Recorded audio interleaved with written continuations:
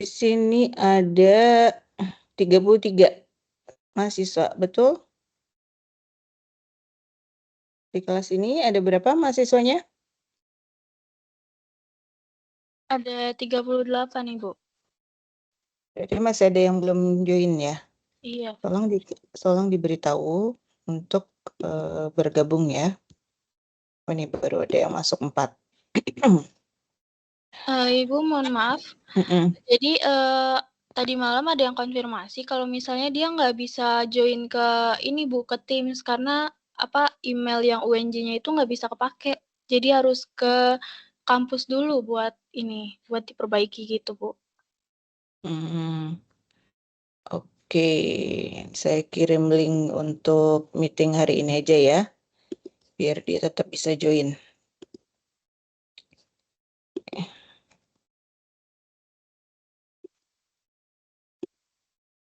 Oke, Viva, saya udah kirim linknya, tolong sampaikan ya ke temanmu.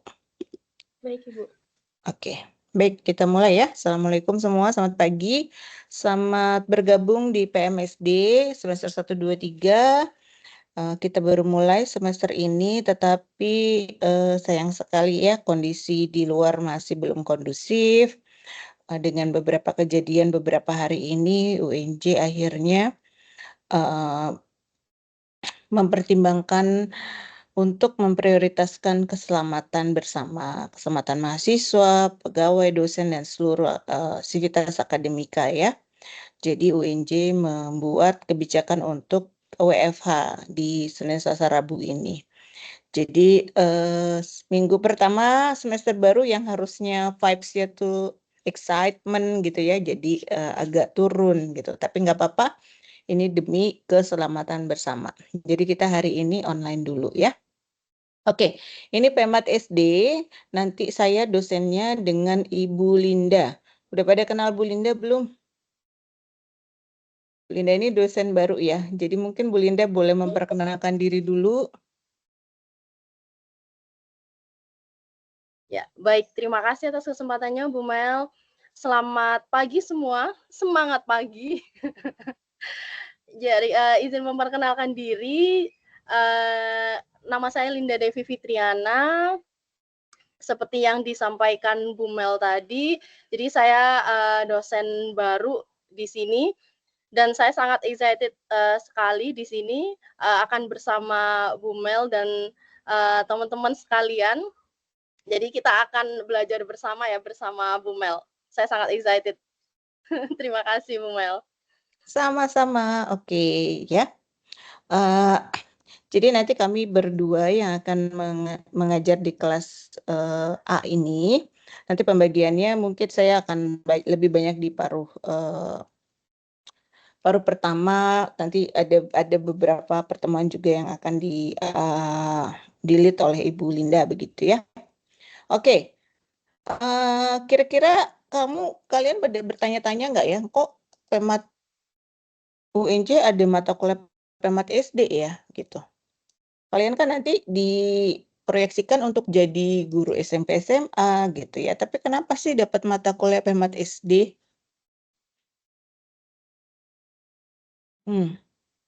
Kenapa? Ada yang punya dugaan-dugaan?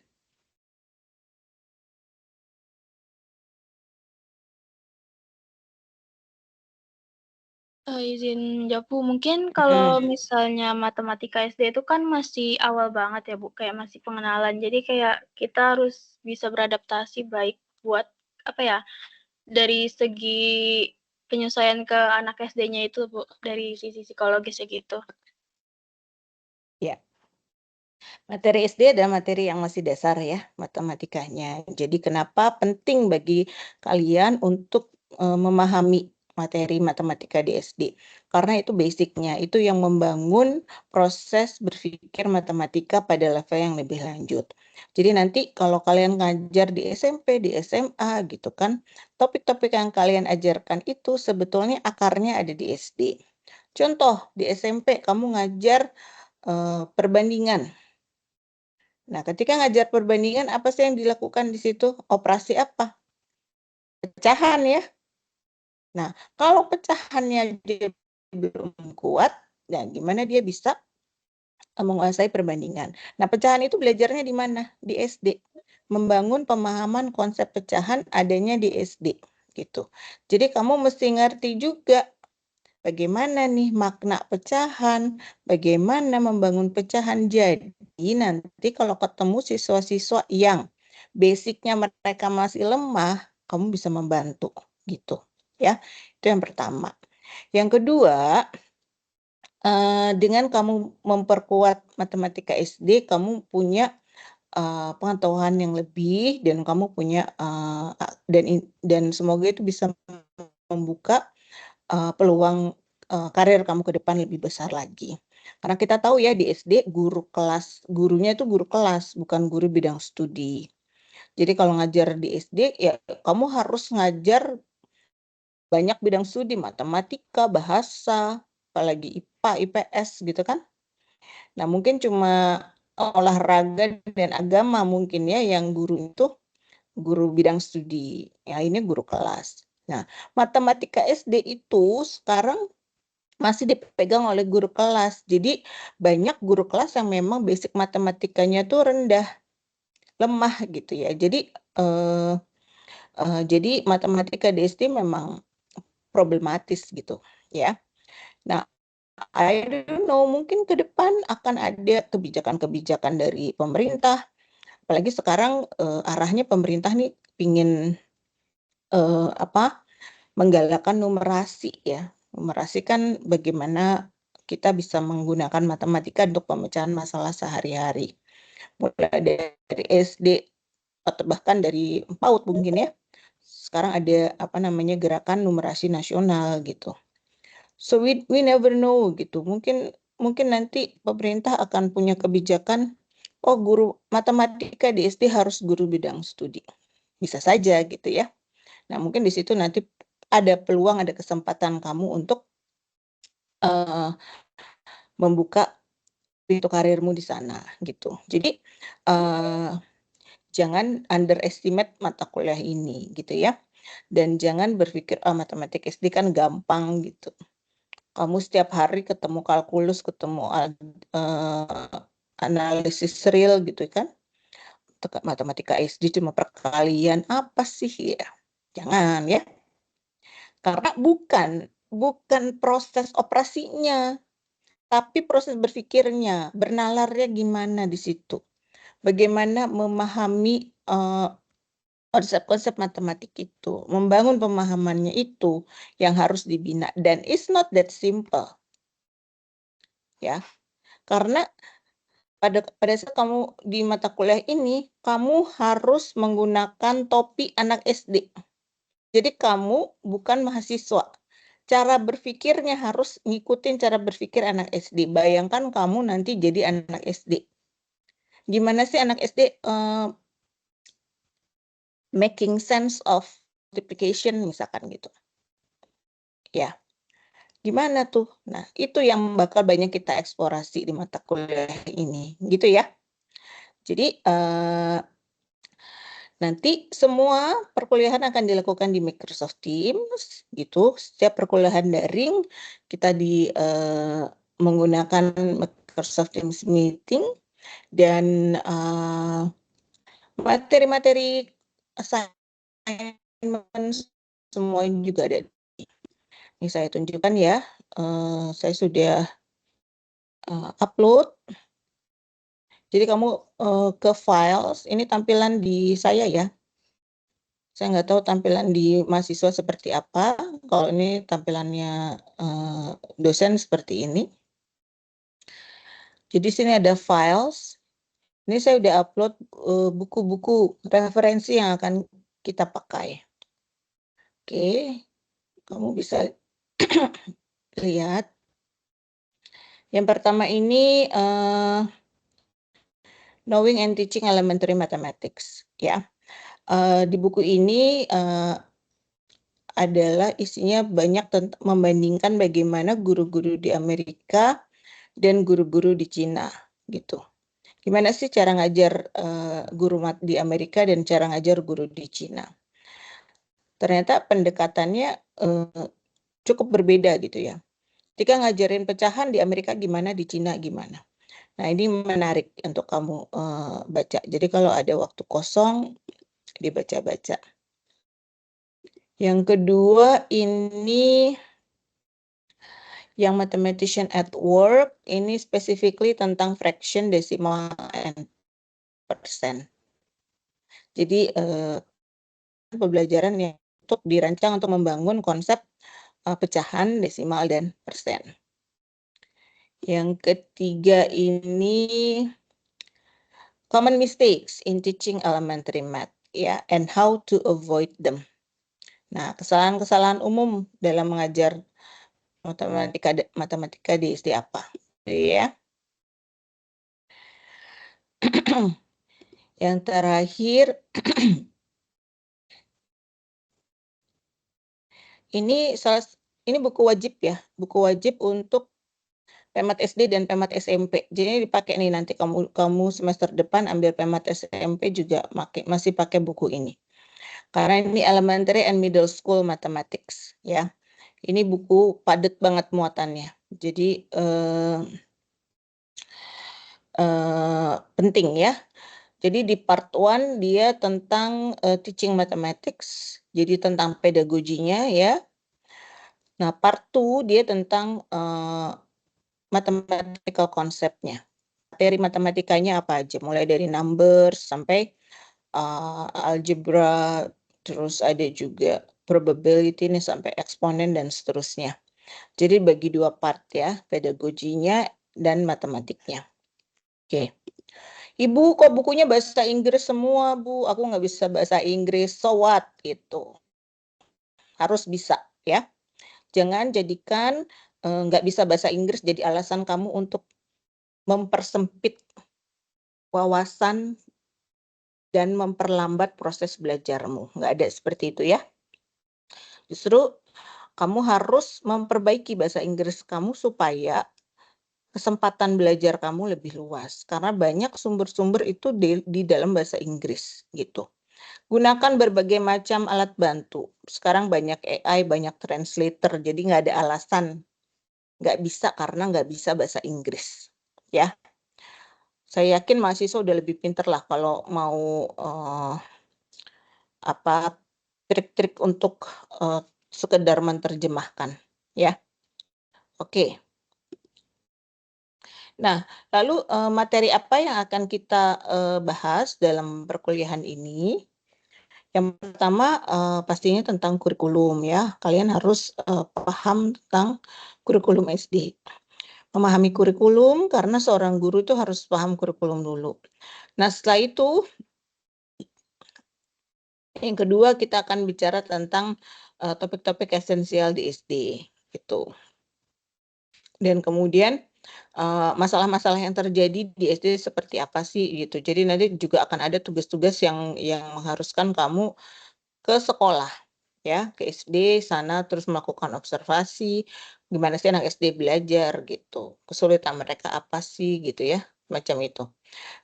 Jadi kita mencoba mendekatkan kalian semua dengan realita permasalahan pembelajaran di SD.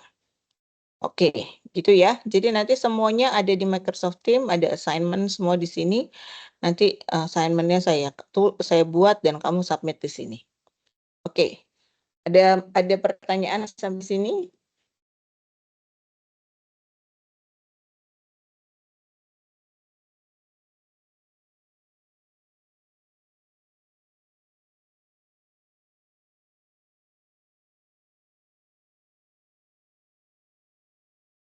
Rosita ingin bertanya? Izin Ibu, saya izin bertanya terkait tadi yang Ibu sampaikan kan ada observasi di tingkat SD ya Bu. Nah itu untuk sekolahnya itu kita dibebaskan atau ada sudah ditentukan gitu dan itu nanti individu atau per kelompok gitu Bu. Terima kasih. Oke. Ya itu ya, pasti nanti akan ada arahan lebih lanjut. Tapi basically sekolahnya sih bebas ya. Tugasnya nanti saya akan instruksikan lebih lanjut gitu ya. Oke. Ada lagi pertanyaan sebelum saya lanjutkan? Oke, lanjut ya. Oke, jadi topik pertama kurikulum ya.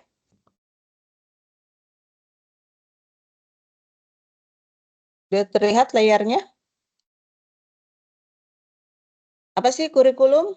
Ada yang punya ide, pendapat? Kan pasti kalian udah sering dengar ya kurikulum tuh.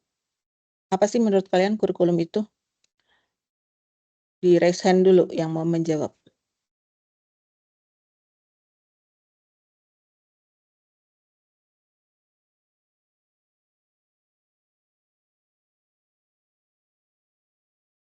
Indi, silakan Di. Mohon izin Ibu, mungkin agak atau jawabannya benar atau enggak ini menurut saya ya. Kurikulum itu kayak sebuah pedoman atau ringkasan atau capaian yang ingin kita lakukan di masa tersebut gitu Ibu. Di tingkatan tersebut. Terima kasih. Ringkasan apa? Ringkasan terkait materi dan capaian pembelajaran. Materi dan capaian pembelajaran. Oke. Oke, thank you Indi. Ada lagi yang punya pendapat?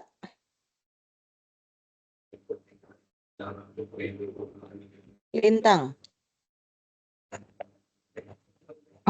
Kalau menurut saya kurikulum itu benar yang dikatakan Indi, tapi kurikulum itu kayak seperti rencana atau tujuan dari hal yang mau dicapai gitu, Bu. Jadi kira-kira rencananya atau tujuannya ke depannya itu mau apa? Itu di kurikulum. Oke, tujuan yang mau dicapai. Oke. Oke, jadi ada banyak ya definisi kurikulum. Salah satunya ini. The subject matter that teachers and students cover in their studies. Jadi subject matter itu mata pelajaran ya. Mata pelajaran yang di cover oleh guru dan siswa. Ada apa di situ? Describe and specifies. Ada methods, ada structure, organization, balance and presentation of the content. Ya. Jadi kamu tadi menyampaikan ada tujuan yang ingin dicapai. Jadi tujuannya apa? Tapi bagaimana untuk mencapai tujuan tersebut? Harus ada methods-nya, strateginya seperti apa gitu ya. Nah, itu juga harusnya tertulis di dalam kurikulum. Ada lagi nih definisi lain. A plan of instruction that details what students are to know, how they are to learn it, what the teacher's roles, and the context in which learning and teaching will take place. Jadi, rencana pembelajaran, a plan of instruction. Tapi di dalamnya detail ya. Apa yang harus siswa ketahui. Jadi tujuan nih, apa yang harus diketahui, apa yang harus mereka pelajari, apa yang akan mereka bisa. Itu berarti tujuannya. Tujuannya apa? Bagaimana mencapainya gitu ya. Ada juga yang bilang curriculum is what students should know, be able to do, be committed, how it is taught, how it is measured, and how the educational system is organized. Jadi ada apa yang harus dikerjakan siswa, tujuannya tadi ya, how it is taught, bagaimana pembelajarannya, ya berarti apa, strategi pembelajarannya, how it is measured, bagaimana dievaluasi, ya assessment, penilaian, itu sebuah rangkaian dari kurikulum. Nah, kalau ini tadi definisi kurikulum yang berbeda. Nah, kemudian ada lagi nih, cara memandang kurikulum. Jadi ada tiga jenis kurikulum ya. Yang pertama itu desired kurikulum. Desired berarti ada yang diinginkan ya. Idaman gitu ibaratnya. Kurikulum idaman itu seperti apa? Jadi desired kurikulum itu sebetulnya yang ditetapkan oleh pemerintah ya.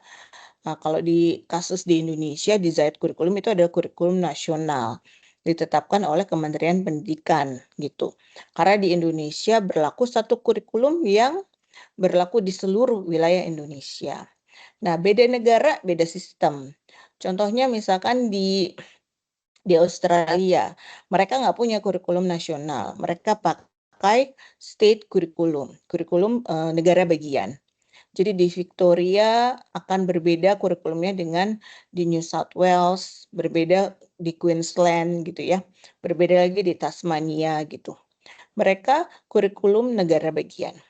Itu yang dinamakan desired kurikulum. Nah, saat ini di Indonesia kurikulum yang berlaku apa? Kurikulum merdeka ya, masih kurikulum merdeka. Jadi itu yang ingin dicapai. Nah, pada saat pemerintah merilis kurikulum merdeka, ya, kemudian pemerintah mengadakan misalkan pelatihan guru. Guru dilatih dulu nih untuk memahami kurikulum merdeka, untuk bisa mengimplementasikannya di sekolah, ya kan? Nah, udah itu guru di kelas, oke, sekolah wajib ya menerapkan kurikulum merdeka, misalkan gitu. Ada instruksi nih dari pemerintah. Nah, guru-guru mulai tuh menerapkan kurikulum merdeka. Cara pengajarnya seperti apa, metodenya seperti apa gitu kan. Itulah yang disebut actual kurikulum. Ya.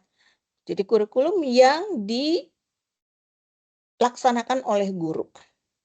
Apa yang terjadi di kelas, bagaimana penilaian yang dilakukan oleh guru, itu adalah actual kurikulum.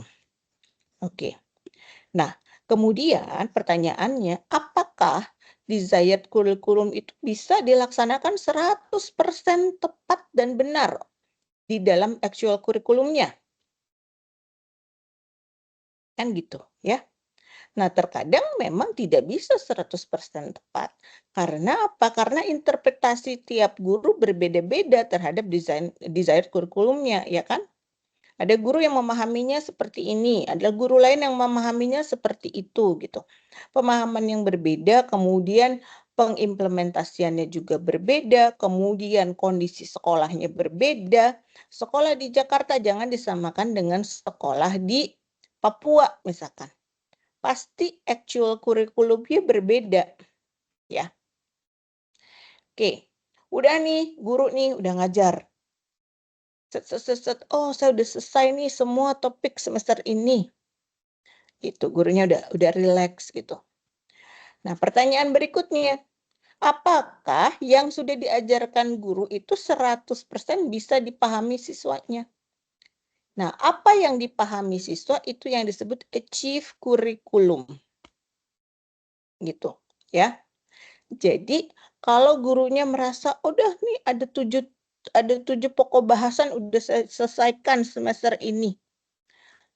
Saya tuntas 100% gitu. Apa iya? Nah, tuntas 100% itu bagaimana mengukurnya? Apa iya benar-benar tuntas? Apa iya anaknya udah betul-betul paham semua materi yang diajarkan gitu loh ya? Masih ada gap lagi gitu. Ada kesenjangan lagi tuh, ternyata apa yang diajarkan gurunya kan tidak 100% dipahami siswanya. Ya. Jadi achieve kurikulum itu apa yang dipahami siswanya. Jadi dari desired kurikulum sampai ke achieve kurikulum ada gap ya. Pasti dia nggak tercapai 100%. And that's okay, itu wajar gitu. Tetapi gimana strateginya supaya gapnya itu tidak terlalu jauh gitu. Makanya kemudian ada penilaian-penilaian yang dilakukan untuk melihat sudah sampai mana sih ketercapaian siswa-siswanya gitu ya. Nah, jadi gimana nih supaya gap itu bisa kita minimalisir? Nah, makanya seorang guru harus melakukan kurikulum mapping. Dipahami dulu nih kurikulumnya, dibaca dengan teliti. And then looking at a curriculum at a wider perspective. Jadi guru kelas 5 jangan cuman baca kurikulum kelas 5. Gitu. Guru kelas 5 harus tahu apa yang terjadi di kelas 4. Jadi kalau misalkan mau ngajar satu topik di kelas 5, materi prasyaratnya apa ya? Di mana ya anak-anak ini belajar materi prasyarat itu? Ada nggak di kelas 4? Lihat kurikulum kelas 4. Loh, kok nggak ada? Ada nggak di kelas 3? Lihat kurikulum kelas 3 gitu. Loh, kok jauh banget ya? Mereka dapatnya di kelas 3. Aduh, jangan-jangan udah lupa nih, ya kan? Nah, itulah tujuannya. Kalau guru bisa mencermati apa yang terjadi di kelas-kelas sebelumnya, dia bisa mengantisipasi untuk pembelajarannya dia. Oh, materi prasyaratnya sudah diajarkan tapi jauh di kelas 3. Berarti harus ada pengulangan. Persepsinya kemudian dirancang untuk menguatkan materi prasyaratnya itu. Kan gitu ya. Tapi kalau gurunya nggak tahu, nanti dia nggak peduli, langsung aja ngajar materi kelas 5-nya. Tanpa peduli materi prasyaratnya sudah dikuasai atau belum. Terus guru kelas 5 juga harus tahu nanti di kelas 6 mereka belajar apa. Jadi dia harus tahu nih materi-materi kelas 5 apa nih yang nanti jadi persyarat penting supaya mereka bisa ngikutin pelajaran di kelas 6. Jadi dia bisa memilah nanti, bisa mempunyai materi-materi yang diprioritaskan. Yang mungkin dia harus spend more time di situ gitu loh. Ya. Supaya nanti begitu menaikkan anak-anak itu ke kelas 6, guru kelas 6-nya bisa, aduh thank you ya, kamu udah ngajar ini kelas 5, udah kuat mereka, saya ngajarnya udah lebih mudah. Kan enak ya kalau kayak gitu. Gitu. Jangan sampai guru kelas 6 ngomel ke guru kelas 5. Lu ngajar apa kemarin? Kok anak-anak belum bisa ini? Gitu. Kan gitu nggak enak ya kan? Nah, gitu. Jadi itu tujuannya, wider perspective. Kamu bisa memahami itu. Oke. And then rearrange curriculum content structurally. Jadi kamu menyusun kontennya itu secara terstruktur. Ya, diatur secara terstruktur. Oke. Paling basic tuh apa sih? Jadi apa dulu nih yang mesti diajarkan? Kemudian gimana seterusnya apa gitu. Temukan relation among topics horizontal and vertical. Horizontal dan vertikal itu apa? Horizontal berarti dalam satu level yang sama. Misalkan matematik di kelas 4, topiknya apa aja sih? Ada bilangan, ada geometri misalkan. Ada nggak kaitannya? Oh, geometrinya belajar tentang luas. Kalau belajar tentang luas, apa hubungannya sama bilangan? Ya, ada. Kalau luas kan ngitung-ngitung perkalian ya, panjang kali lebar. Nah, berarti konten bilangan, konten perkaliannya harus kuat. Materi persyaratannya perkalian, dia harus paham perkalian gitu. Ya. Nah, kalau topik vertically itu apa? Jadi antara level kelas 1, 2, 3, 4, jadi ada jenjang naik ya. Nah, itu gimana sih?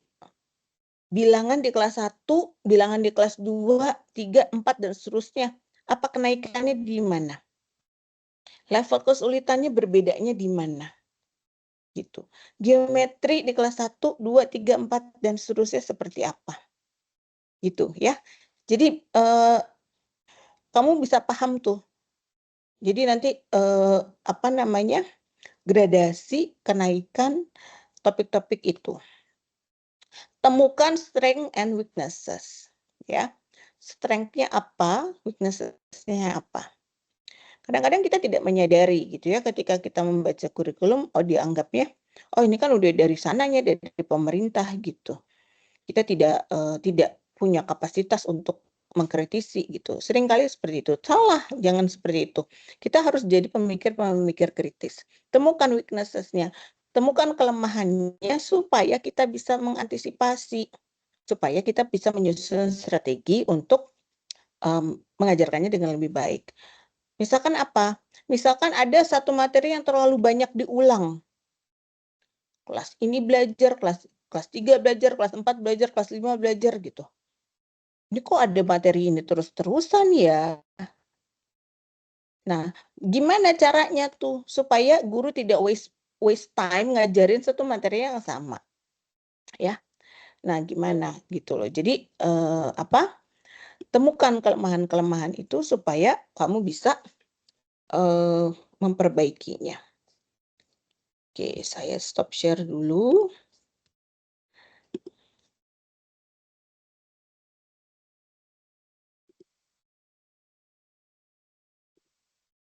Oke, sampai sini ada pertanyaan?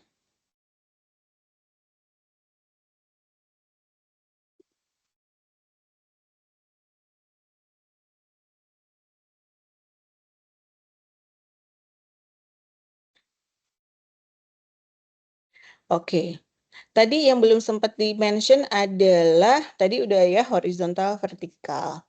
Kemudian ada juga coherence antara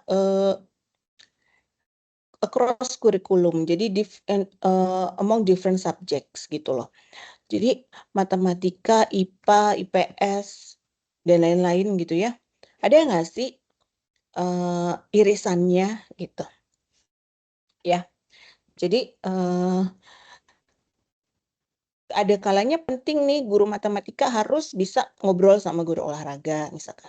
Ngobrol sama guru bahasa gitu. Supaya apa? Supaya kamu bisa tahu, oh misalkan di olahraga itu ada anak diajarkan misalkan untuk menghitung denyut nadi. Ya, menghitung denyut nadi.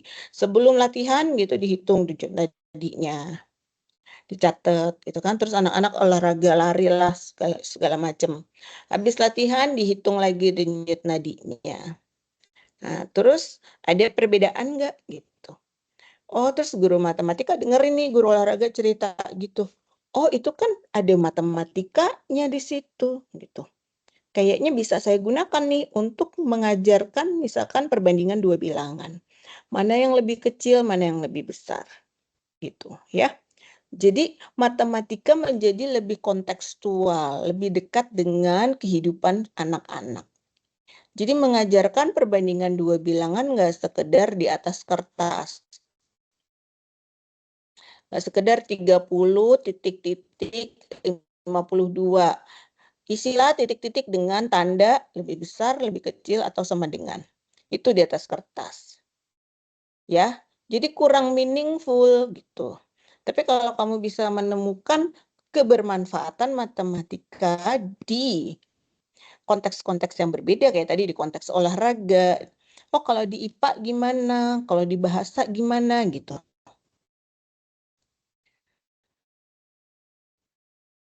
Nah, anak jadi semakin apresiasi matematika. Itu ya, jadi tidak hanya di dalam, jadi guru matematika tuh nggak hanya stay di dalam bubble-nya matematika. Tapi you have to expand your horizon, ketahui juga apa yang terjadi di mata pelajaran lain. Ya, gitu. Oke. Nah, kemudian tugas kalian untuk minggu depan adalah melakukan kurikulum mapping untuk kurikulum SD, kurikulum merdeka.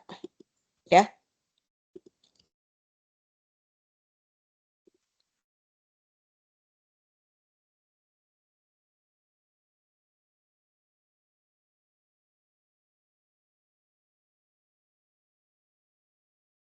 Oke.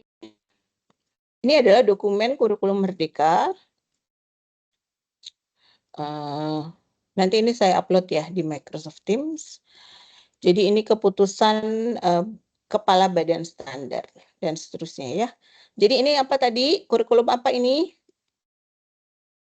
Desired, actual, atau achieve?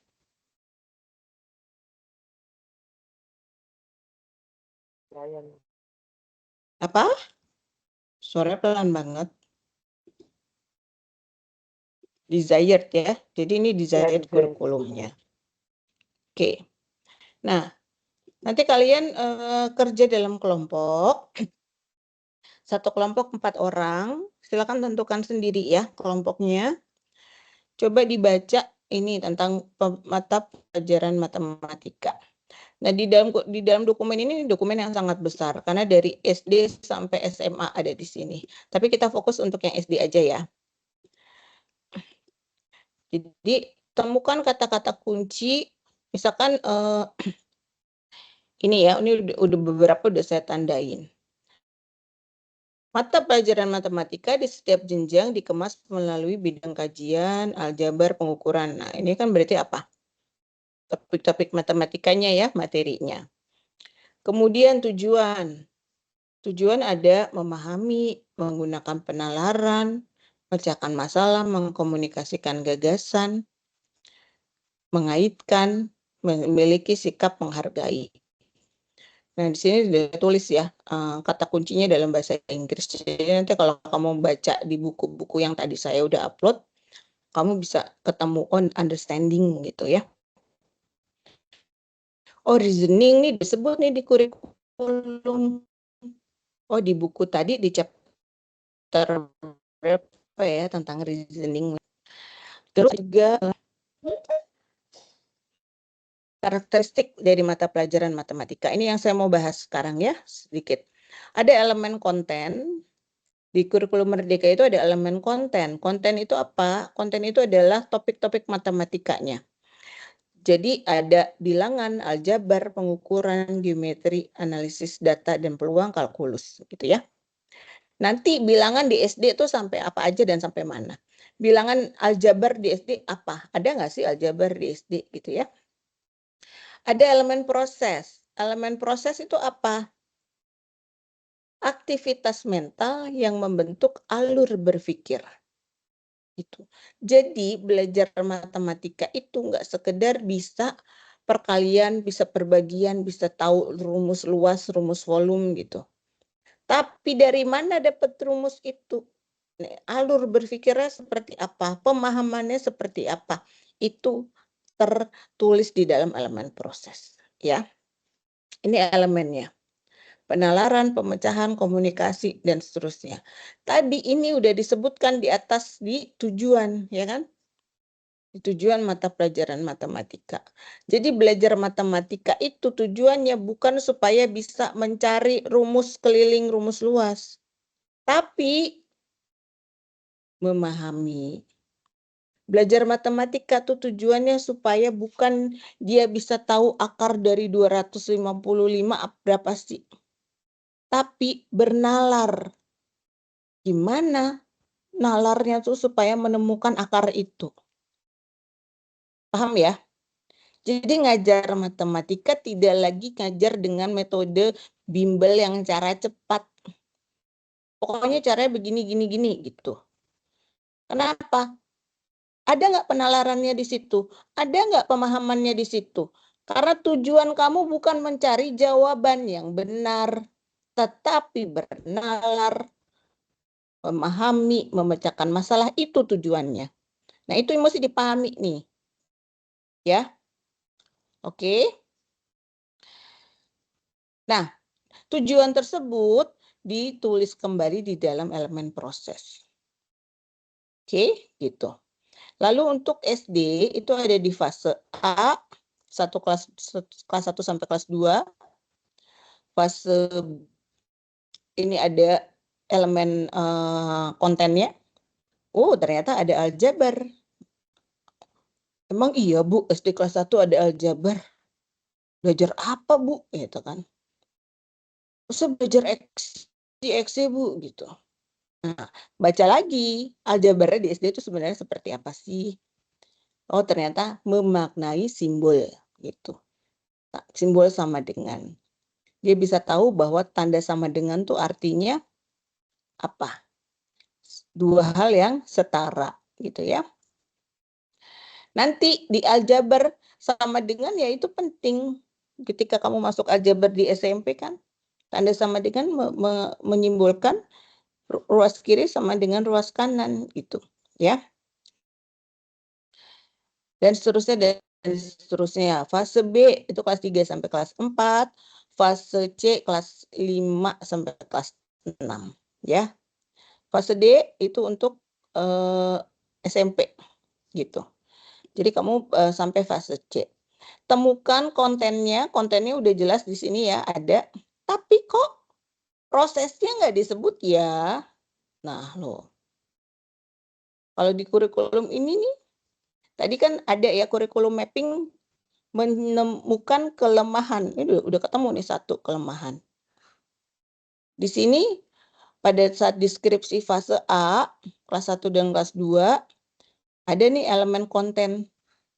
Tapi elemen prosesnya mana? Tadi kan di atas ada elemen proses ya, yang koneksi, yang representasi, komunikasi, dan lain sebagainya. Temukan, ada nggak di sini? Oh, ternyata ditulis tidak eksplisit tapi ada. Misalkan di sini menunjukkan pemahaman gitu, ya. Kemudian membandingkan panjang. Nah, ini nih kira-kira ketika membandingkan panjang berat itu masuk elemen proses yang mana? Gitu, ya. Jadi ada kelemahannya bahwa dia tidak mengeksplisitkan elemen proses, tapi kamu harus cari teliti di dalam deskripsi tiap elemen. Oke. Kemudian temukan lagi tadi vertikalnya seperti apa, horizontalnya seperti apa. Kalau vertikalnya berarti bilangan di fase A, bilangan di fase B, bilangan di fase C, naiknya seperti apa sih? Gitu ya. Oke, sebentar ya, saya membuka kegiatan dulu. 10 menit ya. Sorry. Saya mute dulu.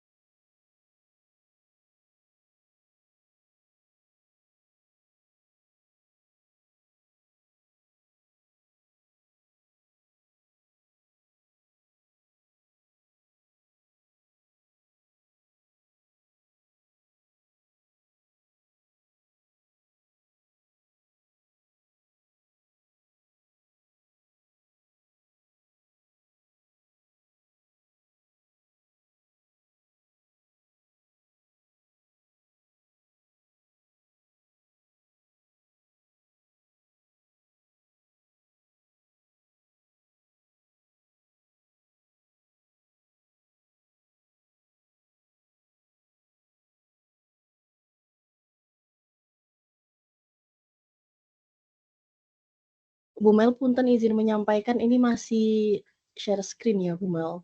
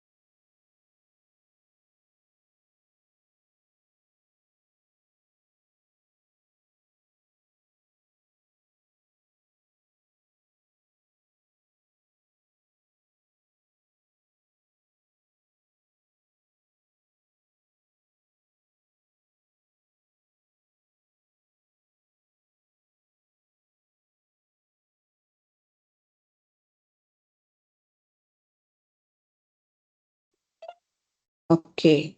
Mohon maaf ya, saya barusan membuka PKKMB S2 dulu. Oke, kita lanjut. Ya.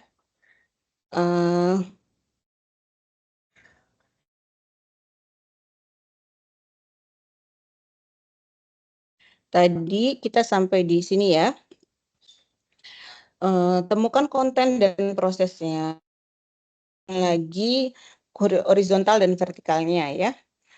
Kalau horizontal berarti nanti ini kan apa namanya, dia berdasarkan fase. Fase itu kan di kelas 1 dan 2 ya. Nah, nanti kamu harus mencoba memecah lagi tuh fase A berarti dibagi 2 sampai mana, kelas 2 sampai gitu ya. Nah, karena kurikulum merdeka itu memang memberikan keleluasaan bagi guru untuk lebih fleksibel menyesuaikan dengan kemampuan siswanya. Jadi kira-kira siswanya udah bisa sampai mana nih untuk kelas 1. Karena tiap sekolah kan berbeda gitu ya. Nah, nanti jadi kamu silakan saja coba kalau di sini misalkan bilangan fase A, pada akhir fase A peserta didik menunjukkan intuisi bilangan sampai 100. Berarti itu di akhir kelas 2. Nah, pembagiannya gimana nih kelas 1 sampai kelas 1 dan kelas 2 gitu. Biasanya kelas 1 tuh sampai 20 dulu, terus 20 ke atas itu di kelas 2. Kalau yang sebelumnya misalkan gitu ya. Tapi kalau misalkan ada sekolah yang kepingin, saya sampai 50 di kelas 1, ya nggak apa-apa, boleh. Yang penting siswanya mendukung itu gitu ya. Jadi kamu pada saat melakukan kurikulum mapping nanti boleh juga melihat referensi dari buku-buku sekolah ya, buku paket atau dari jurnal-jurnal juga boleh.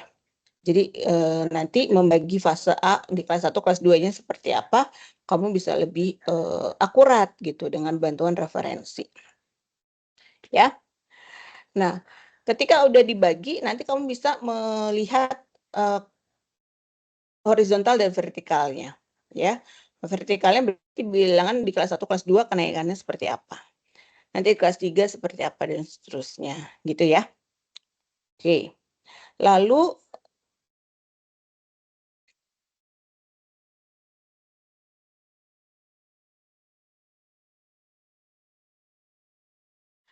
pikirkan juga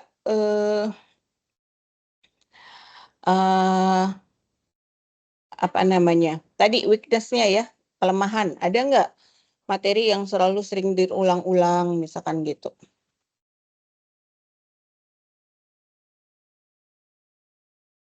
Ya, contohnya gitu. Oke. Nah, bisa dipahami untuk tugas kurikulum mapping ini? Jadi minggu depan tiap kelompok presentasi hasil mappingnya. Mappingnya itu bisa berupa kamu buat dalam sebuah tabel misalkan. Jadi kelihatan tuh vertikal horizontalnya. Atau kamu buat dalam sebuah diagram ya, bebas. Bebas kamu membuat representasinya dengan apa. Gitu ya. Dengan visual apa bebas. Oke. Apakah itu jelas? Nah, sekarang saya akan share file kurikulum merdekanya sama tentang kurikulumnya. Habis ini saya harus bergabung dengan PKKMB S2, jadi saya minta kamu membaca kurikulum merdeka. Nanti mohon dibantu Bu Linda ya untuk melanjutkan diskusi memahami kurikulum merdekanya ini. Begitu. Afifah, tadi ada pertanyaan? Ibu, saya mau tanya untuk tugas ini tuh apakah ini mencakup semua topik dari kelas 1 sampai kelas 6 atau kayak cuma fokus di satu topik aja gitu, Bu? Topik tertentu gitu.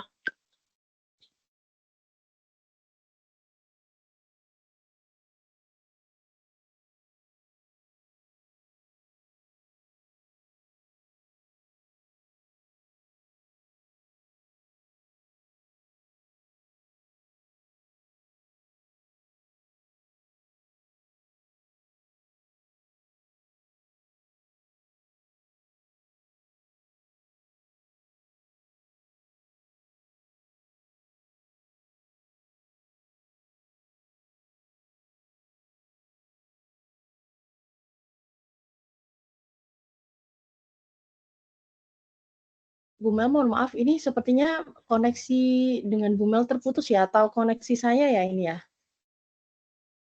Sepertinya koneksi buminya Ibu. Oh, oke. Oke, kita tunggu dulu ya.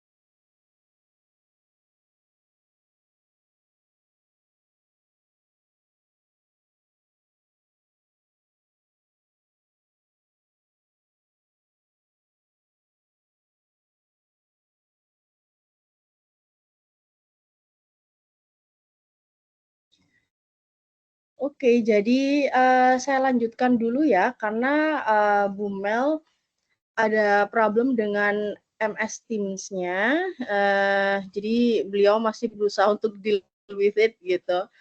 Nah, kita tadi kan diskusi terkait kurikulum merdeka ya. Oke, mungkin kita sama-sama buka filenya. File yang sudah di-upload sama Bu Mel. Untuk kelas ini nih saya coba untuk buka filenya juga.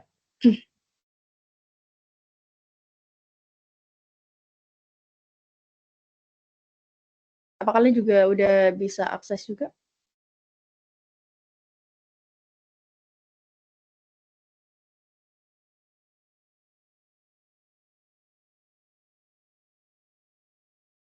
Tadi kurikulum merdeka. Oke, coba.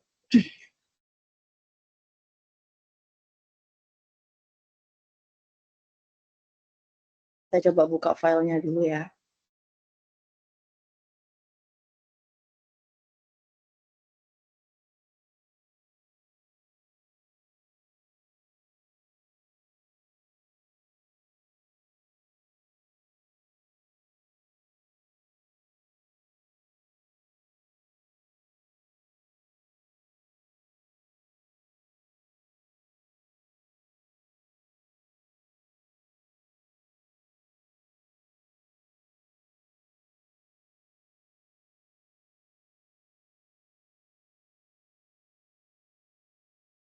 Mungkin ada yang bisa bantu untuk halamannya, halaman berapa yang didiskusikan oleh Bu Mel tadi?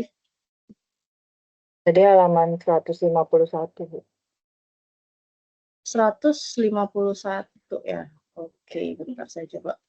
Itu yang di file yang mana tuh? Yang CP Corner, Bu. Oke, 151.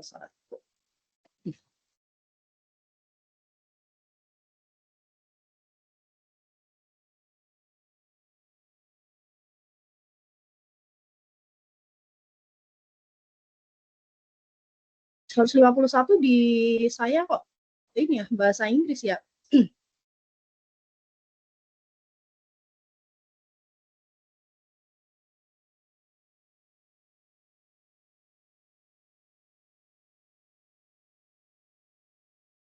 Oh, maaf Bu, 151 137 ya.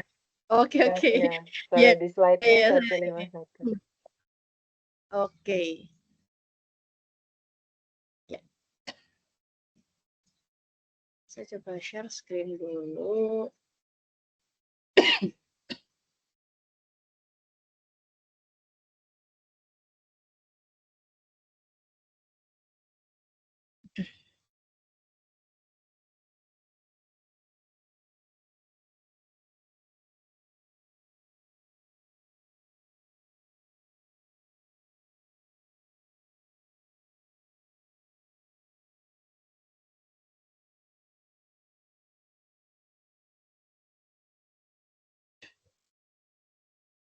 Oke. Apa sudah bisa dilihat? Screen sharing saya? Sudah, Ibu. Oke.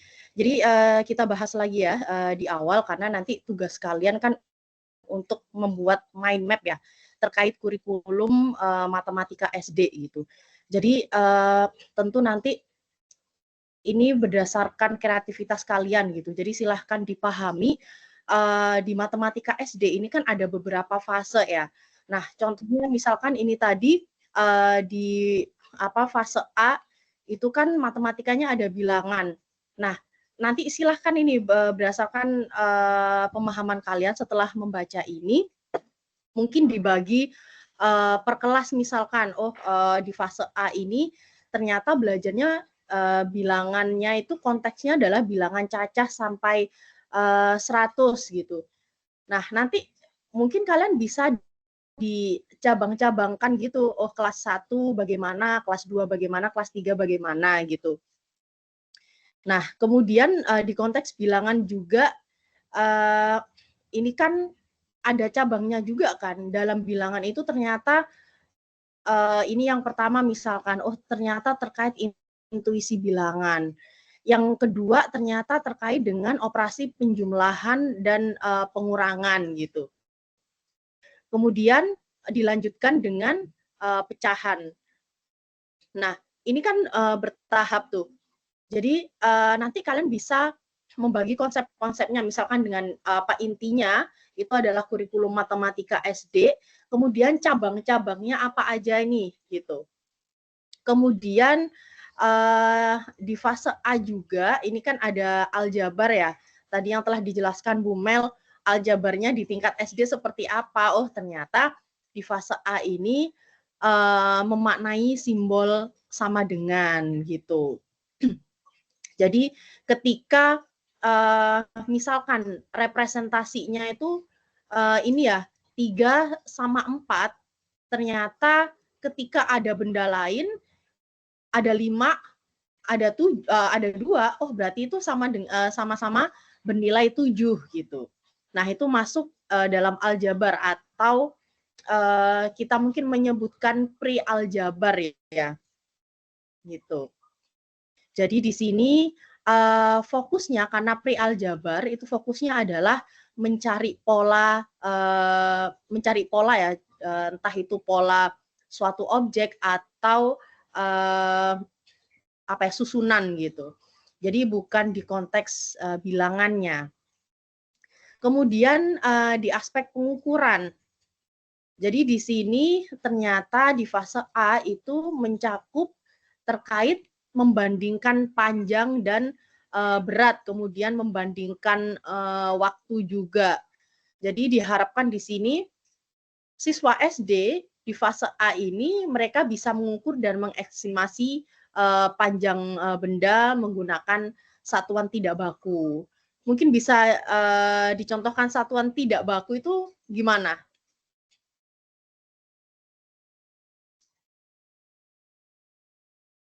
Coba siapa yang punya ide? Maksudnya siswa SD ini mengukur satuan yang tidak baku itu gimana? Menggunakan satuan tidak baku. Pakai jari tangan, Bu. Oke. Siapa tadi? Nanti mohon ini ya disampaikan namanya juga ya. Afifah, Bu. Pengukuran tidak baku buat anak SD itu biasanya pakai jari tangan atau enggak panjang lengan juga bisa. Oke, nice. Thank you Afifah. Ya, jadi itu karena memang siswa SD kan belum ini ya tahapnya di tahap awal apalagi ya fase A. Itu kan belum tahu tuh berapa senti, berapa meter gitu ya. Jadi mereka instingnya itu dilatih melalui mungkin panjang lengannya atau lewat tangan itu tadi. Ternyata kan ini kan mereka tuh dipacu ya ternyata. Oh, 1, 2 berarti kalau 2 gini itu lebih panjang daripada cuma 1 aja gitu.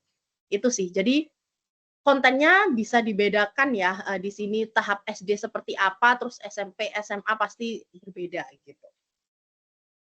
Oke, next terkait geometrinya. Nah, konteks geometri di fase A ini gimana? Jadi kalau di sisi geometrinya ini adalah lingkupnya mengenal berbagai bangun datar. Jadi segi 3 gimana, segi 4 gimana, segi banyak gimana, lingkaran gimana, terus bangun ruang gimana gitu.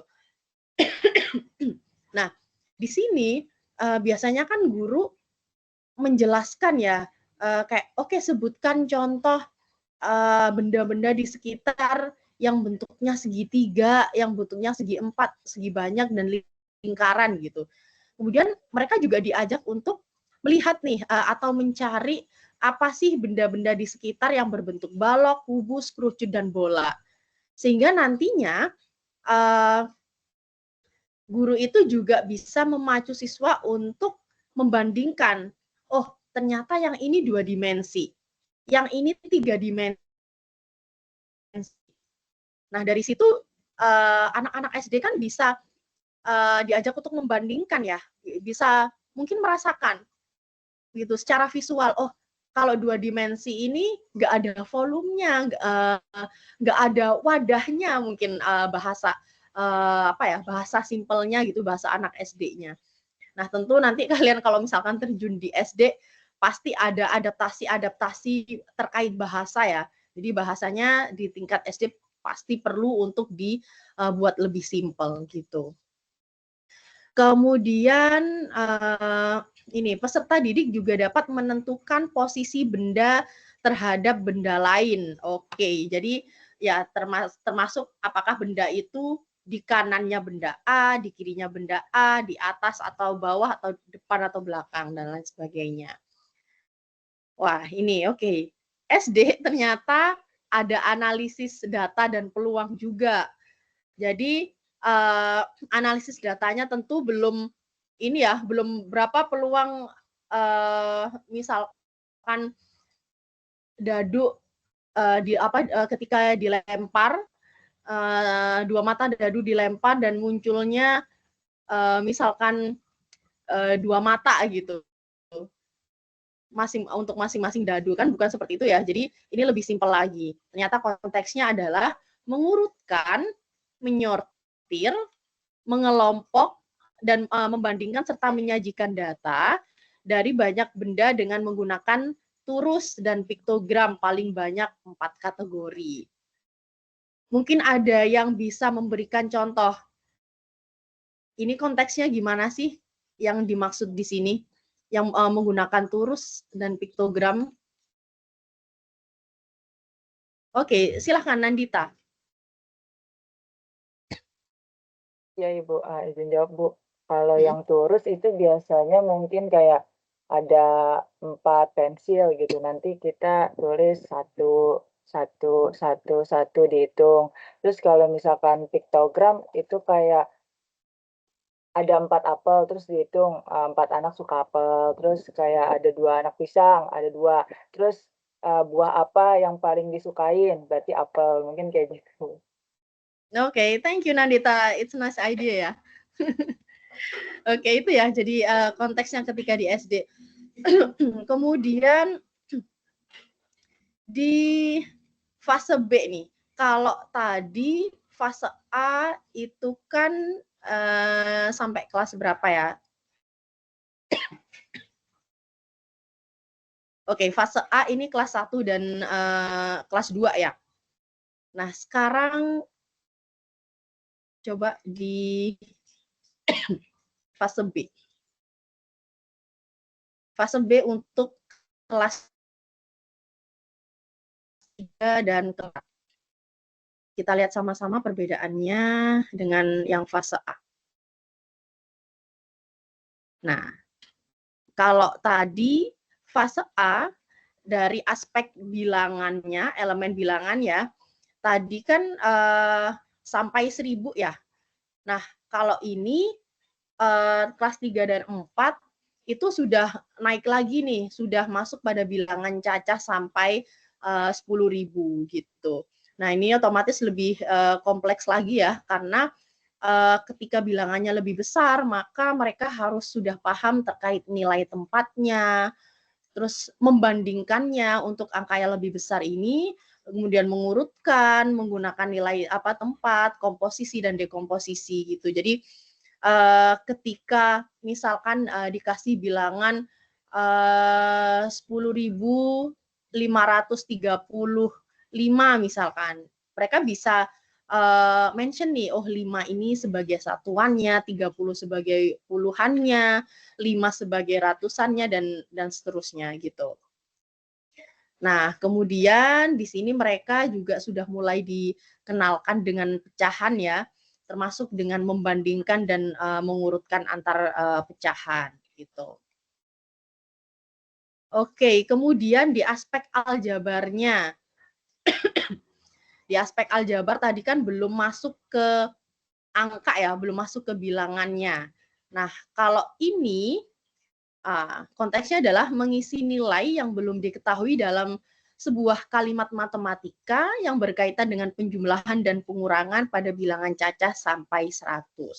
Nah, di sini aljabarnya sudah mulai nih, mulai berkutat dengan angka.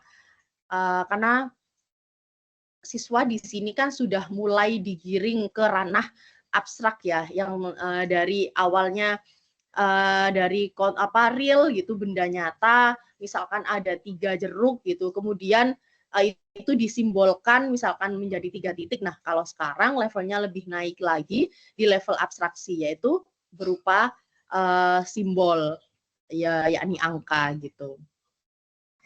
Kemudian, nah untuk penjumlahan dan pengurangannya ini dibatasin sampai ranah 100.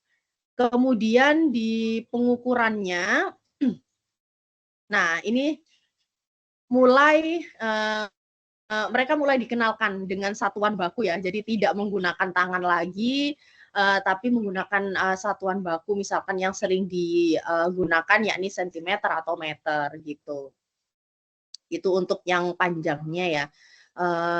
Untuk volume masih belum satuan tidak baku nih. Mungkin ada yang bisa ngasih contoh satuan tidak baku kalau membahas volume apa coba?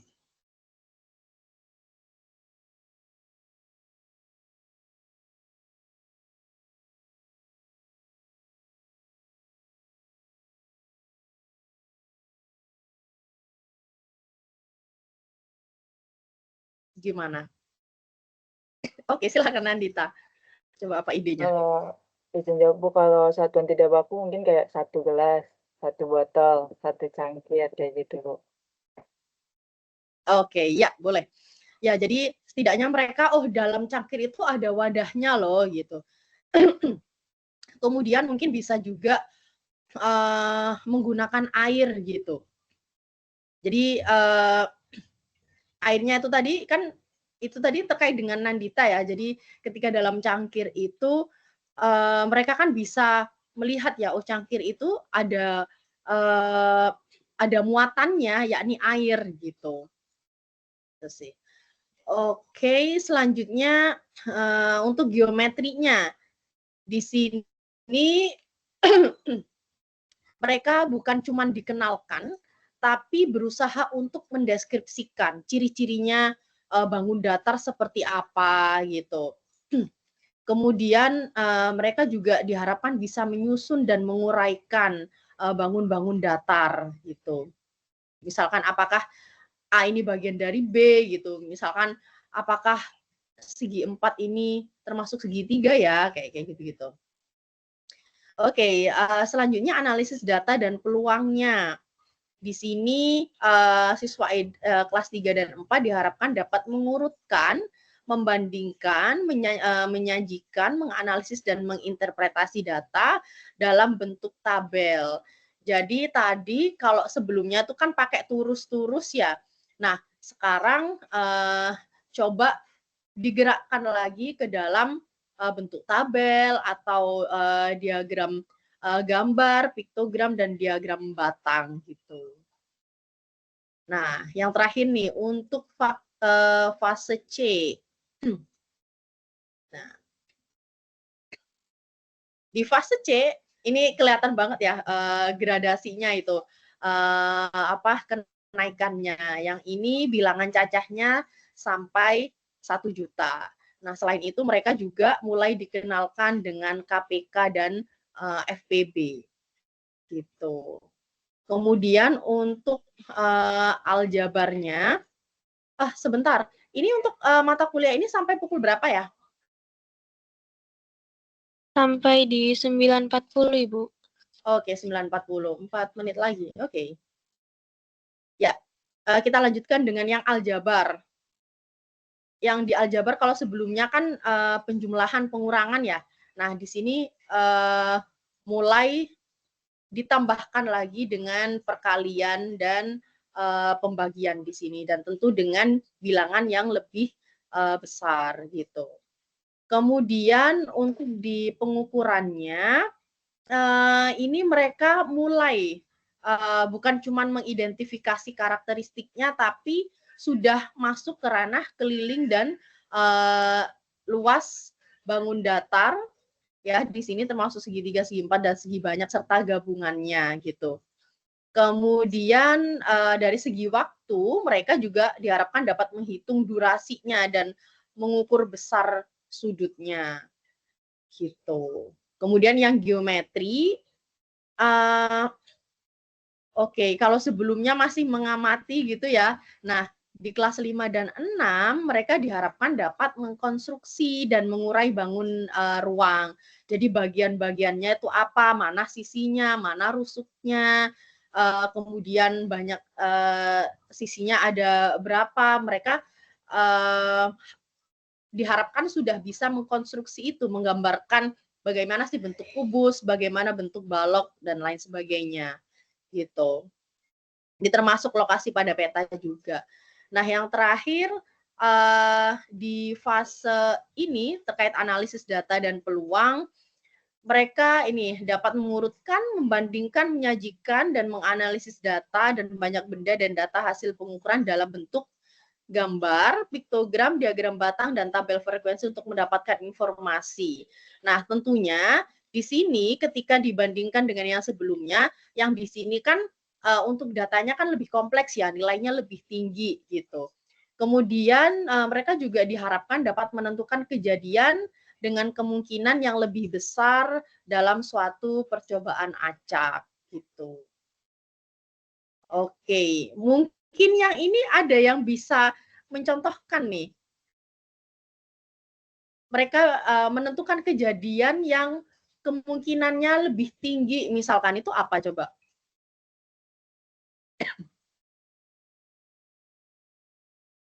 Dibandingkan kemungkinan B misalkan.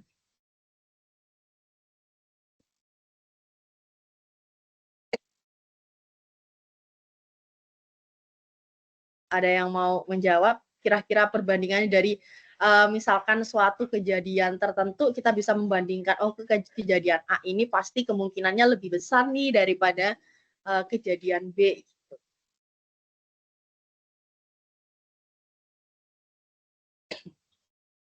Oke, mungkin ya kalian bisa ini salah satu contohnya adalah saat pelemparan dadu itu tadi. Jadi saat pelemparan 2 dadu misalkan, kemungkinan untuk terjadinya angka 2 dadu ini tidak sama, itu kan lebih besar kan daripada yang muncul angka sama gitu di dadu A dan dadu B.